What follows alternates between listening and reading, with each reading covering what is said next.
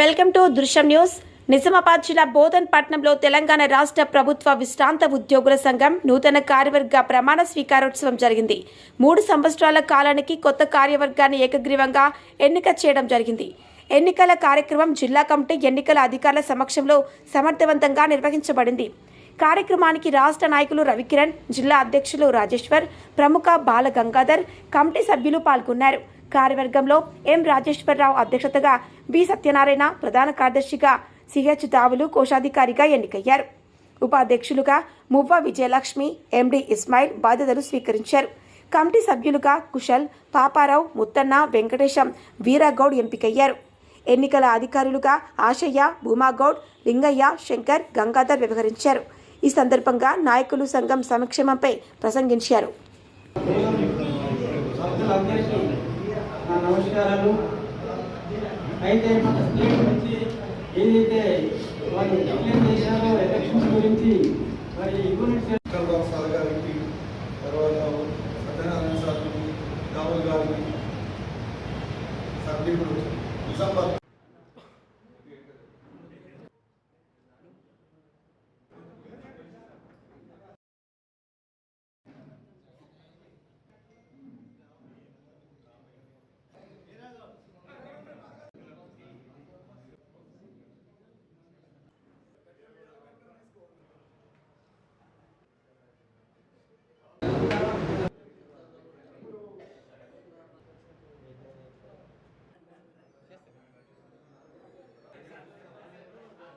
తెలంగాణ రాష్ట్ర ప్రభుత్వ విశ్రాంత ఉద్యోగుల సంఘం బోధన్ యూనిట్కు మా కార్యవర్గానికి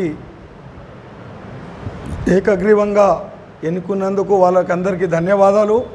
అట్లనే మా ప్రమాణ స్వీకార కార్యక్రమానికి పెద్దలు, బోధన్ పెద్దలు, తర్వాత నిజామాబాద్ నుంచి జిల్లా కార్యవర్గం సభ్యులు వచ్చారు.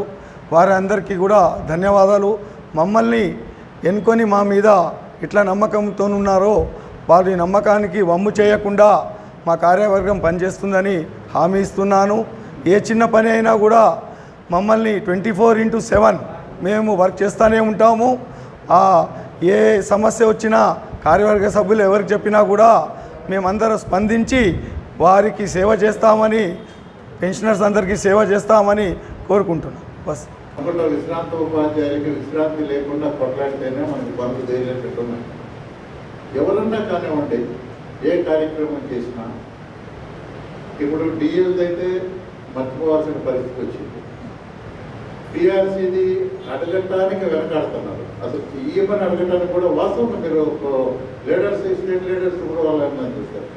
ఇంకా కేంద్ర ప్రభుత్వం యొక్క పరిస్థితి ఆలోచన చేసినట్లయితే అసలు మన పెన్షన్ భవిష్యత్తులో ఉంటుందా అనేది కూడా డౌటే ఉంటుంది. నేను వాస్తవం చెప్తాను. ఎందుకంటే సిపిఎస్ సిస్టమ్ ఎప్పుడైతే వచ్చిందో 1/9/2004 నాడు మన స్టేట్ గవర్నమెంట్ ముసాయిదా బిల్లు, అక్కడ కేంద్రంలో కూడా బిల్లు కాలేదు. 1/2004 నాడు ముసాయిదా బిల్లులు మాత్రమే రాష్ట్రాలకు పంపించినాయి.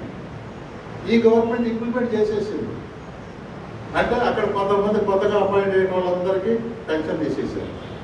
మనకి ఎప్పటికైనా ప్రమాదకరమైన పరిస్థితి వచ్చింది, జాగ్రత్త పడండి, వాళ్ళకి మనం పెన్షన్ ఇచ్చే బాధ్యత మనది అని చెప్పి వర్కింగ్ క్యాండిడేట్స్ని మీటింగ్లో నేను అనేక సార్లు, తర్వాత రిటైర్ అయిన తర్వాత కూడా రిటైర్ అయినటువంటి ఉపాధ్యాయుడికి అనేక సమావేశాలకు అటెండ్ చేస్తున్నాం. ఇప్పుడు కేంద్ర ప్రభుత్వం ఏం చేసింది, ఈరోజు పెన్షన్ ఏదైతే తీసుకున్నామో అదే ఫైనల్, ఇక అంతకన్నా పెరిగేది లేదు. నో ఇంప్లిమెంటేషన్ ఆఫ్ డిఏస్ కానీ, భవిష్యత్తులో వచ్చే డిఏలు కానివ్వండి, పిఆర్సీలు కానివ్వండి, మేము ఇంప్లిమెంట్ చేయకపోతున్నాం. పని చేస్తారు అనేటటువంటిది మేము ఒక అంచనాకు వచ్చి ఎవరెవరిని ఏ కార్యవర్గ సమితిగా పెడితే బాగుంటుందని చెప్పి మేము సెలెక్ట్ చేయడానికి అందరూ సహకరించినటువంటి మా ప్రాథమిక సభ్యులందరూ కూడా హృదయపూర్వక అభినందనలు, ధన్యవాదాలు తెలియజేస్తూ, అదేవిధంగా ఎంతైతే ఉత్సాహంతో ఈరోజు కార్యవర్గానికి వచ్చి ఏకగ్రీవంగా ఎన్నికయ్యారో ప్రతి ఒక్కరికి, అధ్యక్షుడి నుంచి జిల్లా కౌన్సిలర్ వరకు నేను చెప్పేది ఏంటంటే, మీరు ఈరోజు ఏకగ్రీవంగా అందరి అభిమానంతో, మన ప్రాథమిక సభ్యులందరి అభిమానంతో ఎన్నుకోబడ్డారు. మీ మీద ఇంకా ఎక్కువ బాధ్యత అనేది ఉంది అని నేను ఈ సందర్భంగా తెలియజేస్తూ, 15వ తారీఖు వరకు ఏదైనా ప్రభుత్వం మన డిమాండ్స్ మన ముఖ్యంగా డిమాండ్ ఏంటంటే హెల్త్ కార్డులో మన అందరి దగ్గర హెల్త్ కార్డు ఉన్నా కానీ there is no cashless treatment any corporate doctors. మనకు ముఖ్యంగా ఈ రిటైర్ అయిన వాళ్ళందరూ అనారోగ్యంలో దగ్గర అవుతున్నారు. అందరూ కూడా ఏదో ఒక హాస్పిటల్ వెళ్ళాల్సిన అవసరం పడుతుంది. కానీ ఎక్కడ కూడా కార్పొరేట్ హాస్పిటల్ ఉంటే ₹1,00,000 చెల్లించాల్సిన అవసరం ఉంది. గత ప్రభుత్వం క్యాష్లెస్ ట్రీట్మెంట్ ఇస్తున్నారు కానీ ఇంతవరకు ఏ కార్పొరేట్ హాస్పిటల్ కూడా క్యాష్లెస్ ట్రీట్మెంట్ ఇది ఈ కేసీలో కూడా ప్రథమ